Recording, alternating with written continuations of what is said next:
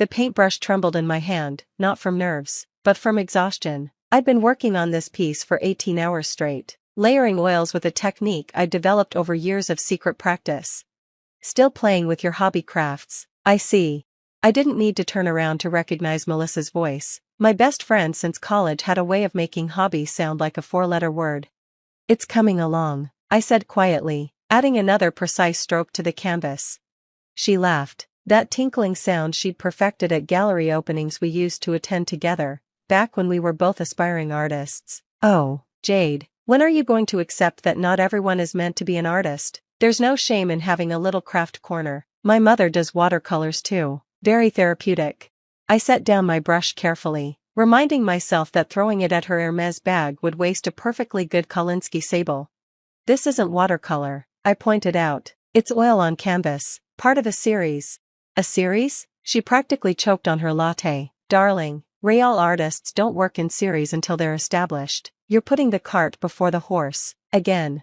She wandered around my studio, the spare bedroom I'd converted 3 years ago when she'd stopped inviting me to gallery events. Her designer heels clicked disapprovingly on the paint-stained drop cloth.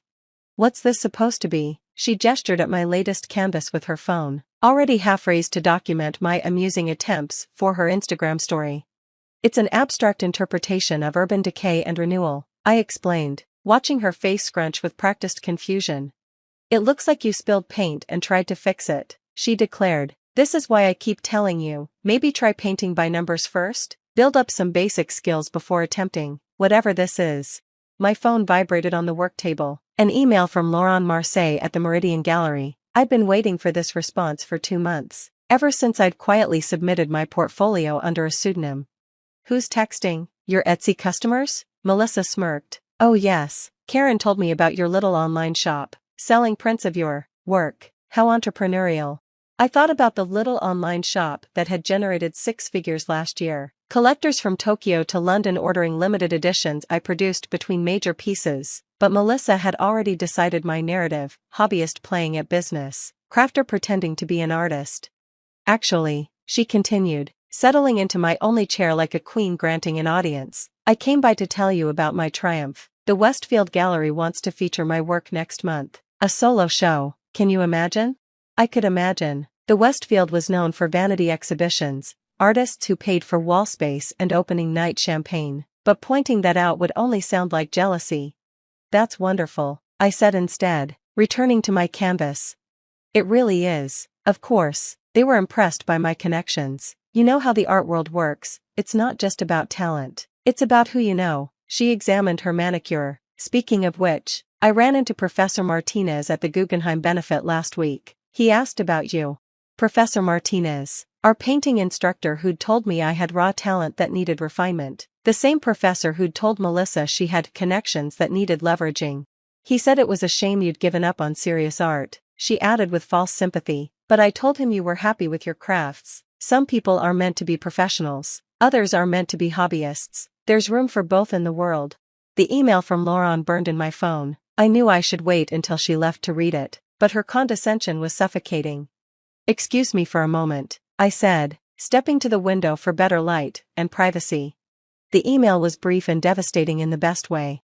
Ms. Chen, or should I say Enigma? Your identity may be hidden, but your talent is unmistakable. The Meridian Gallery is prepared to offer you our featured artist exhibition for the fall season. Furthermore, we have a collector interested in acquiring your entire Urban Metamorphosis series sight unseen, based solely on the portfolio images. Please call at your earliest convenience. The Meridian Gallery, the same venue that had launched careers of artists now hanging in MoMA, the gallery Melissa had been trying to get into for 5 years. Bad news? Melissa asked, noticing my stillness. Did someone return a print? I told you the market's oversaturated with amateur work. Just business, I murmured, sliding the phone into my pocket. She stood, brushing imaginary dust from her designer dress. Well, I should go. I have a meeting with real collectors, you know, the kind who buy originals, not prints, but keep practicing. Maybe someday you'll be ready for a group show at a community center or something. After she left, trailing perfume and put-downs, I called Laurent. Enigma, his voice was warm, excited. I hope you're sitting down. The collector, they want to remain anonymous for now, but they've offered $2 million for the complete series. 2 million, and that's before the exhibition even opens. I was, in fact, sitting down, on the floor, my legs having given out. There's more, he continued. They want to commission a companion series. Budget is, well, let's say unlimited. They were particularly drawn to your technique, something about the layering being reminiscent of the old masters but with contemporary urgency. The technique Melissa had just called spilled paint. We discussed details, the exhibition timeline, the press strategy, the careful maintenance of my anonymity until the opening night reveal. Laurent understood my need for privacy, having worked with other artists who preferred their work to speak first. One thing, he added before hanging up, the collector specifically mentioned they've been following your online sales. They're impressed by your business acumen as well as your artistry. Not many artists understand both sides of the market. My little Etsy shop, apparently, had caught the attention of someone with very deep pockets. The next few weeks passed in a blur of studio time and secret meetings. I continued my routine, working my day job, painting at night, enduring Melissa's periodic visits where she'd update me on her paid exhibition while critiquing my amateur techniques. You're still using those same colors, she observed one evening, wine glass in hand as she supervised my work. Real artists evolve their palette, but I suppose when you're just crafting for fun, consistency is safe. I thought about the collector who'd specifically praised my unique color theory, the way I layered transparencies to create depth that seemed to shift with viewing angle. And you're still not signing your work properly, she continued, though I suppose that's for the best. Wouldn't want people to associate you with real artists. It might confuse the market. The invitation came the week before her Westfield opening. The Meridian Gallery cordially invites you to Emergence, an anonymous master revealed. I left it on my kitchen counter when Melissa stopped by to borrow a dress for her opening. What's this? She picked up the heavy cardstock with its embossed lettering. Oh my God, you got invited to the Meridian Gallery? How? Must be a mailing list thing, I said vaguely. This is for the same night as my opening, she actually pouted. Well, you'll come to mine, of course. The Meridian will be full of pretentious collectors who wouldn't know real art if it. She stopped, reading further. Wait, an anonymous master? Someone's been selling work secretly? Apparently. She sniffed. Probably some gimmick. Real artists don't hide. We put ourselves out there, build our brands, like I have with the Westfield. The night arrived with Manhattan gleaming under September stars. I dressed carefully in a simple black dress, the kind that could belong to a guest or an artist, depending on the moment. Melissa had texted 12 times about her opening, each message more frantic about attendance. I'd promised to try to stop by after the Meridian event. The gallery was already packed when I arrived through the service entrance. Laurent met me in the back office, practically vibrating with excitement. The collector is here, he whispered. They still wish to remain anonymous, but they're very eager to meet you. And the press, every major critic is out there. The Times, Art Forum, even international journalists. Through the office door, I could see my work displayed with museum-quality lighting. The canvases I'd painted while Melissa mocked my hobby were now center stage at one of the most prestigious galleries in the city. Ready? Laurent asked. I thought about all the nights I'd painted through her condescension, all the techniques I'd developed while she attended parties, all the sales I'd made while she dismissed my crafts. Let's do this. The main gallery was a sea of black-clad figures, champagne flutes catching light like stars. I moved through them unrecognized, listening to critics dissect brush strokes Melissa had called accidents. The layering is extraordinary, one said. It takes years to develop this kind of technical mastery. The color theory is revolutionary, another agreed. I haven't seen anything like this since the Venetian masters. Then I spotted her. Melissa stood frozen in front of my largest piece, her phone held limply at her side. She was supposed to be at her own opening, but here she was, drawn by the same curiosity that made her an artist, even if she'd forgotten that in favor of networking. Impressive, isn't it? I said quietly, joining her. She startled. Jade, what are you? Never mind. Look at this. This is what real art looks like. The technique, the vision, the execution. This is why I keep telling you to aim higher with your little paintings. I studied my own work through her eyes, seeing what she couldn't, the same technique she'd mocked, elevated and refined. Though, she continued, unable to help herself, I think the artist is overthinking the complexity. Sometimes simple is better, like my work at the Westfield. You should really come see. Ladies and gentlemen, Laurent's voice commanded attention, the moment we've all been waiting for. Please welcome the artist behind these masterworks. Exhibiting publicly for the first time, Jade Chin.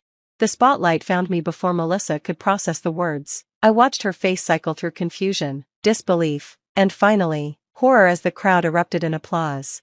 But she stammered as photographers surrounded us. You can't be. This is your hobby, your crafts. Tonight's entire exhibition, Lauren announced over the noise, has been acquired by a single collector for a record-breaking sum. Every piece will remain together as a complete collection, a testament to the artist's extraordinary vision.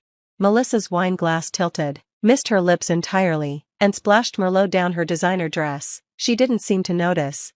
Furthermore, Lauren continued, we're thrilled to announce a commissioned series with an unlimited budget, ensuring Ms. Chen can continue developing her groundbreaking techniques. Critics approached with recorders, collectors with business cards, museum curators with exhibition offers, but I watched Melissa shrink into herself, her phone, usually documenting every moment, forgotten in her hand. You let me, she whispered when we had a moment alone. All those things I said. You said what you believed, I replied simply. You saw what you expected to see, a hobbyist playing with crafts. It was easier than looking closer. But your techniques, I called them accidents, spilled paint, beginner mistakes. I know. The painting by numbers comment. I remember. She stared at the red stain spreading across her dress like a wound. My opening at the Westfield. No one's there, are they? They're all here. For you. I thought about comforting her, about maintaining our friendship with pleasant lies, but I was tired of making myself smaller to accommodate her assumptions. Probably, I agreed, but then, the Westfield was always about who could pay for wall space, not who could paint. We both knew that. You just pretended otherwise. I'm a real artist too, she said weakly. Are you? I asked gently. When was the last time you painted something that wasn't calculated for maximum social media impact? When did you last take a risk with technique, push boundaries, create something that scared you? She opened her mouth, closed it, opened it again. No sound came out. A collector approached, asking about my process. As I explained the layering technique Melissa had witnessed a dozen times without recognizing, I saw her slip away through the crowd, her wine-stained dress a flag of surrender. She texted me later that night, congratulations, I always knew you had potential. I didn't respond. We both knew that was a lie. She'd never seen potential, only a mirror that made her feel taller. The review in the Times the next morning called my work a revelation that challenges us to question how many hidden masters walk among us, dismissed by those too blind to see beyond their own assumptions. They ran a photo of me standing beside the piece Melissa had called spilled paint, now owned by someone who'd paid more than most people's houses for the privilege. But the real victory wasn't in the sales or reviews, it was in the studio the next morning, facing a fresh canvas without anyone's voice in my head telling me I was just a hobbyist with delusions. Sometimes the best art comes from silence, not the absence of sound, but the presence of purpose, and sometimes, the sweetest vindication is painted in layers, each one covering the doubts others tried to instill, until all that remains is what was always there. Mastery, waiting for the right light to reveal it.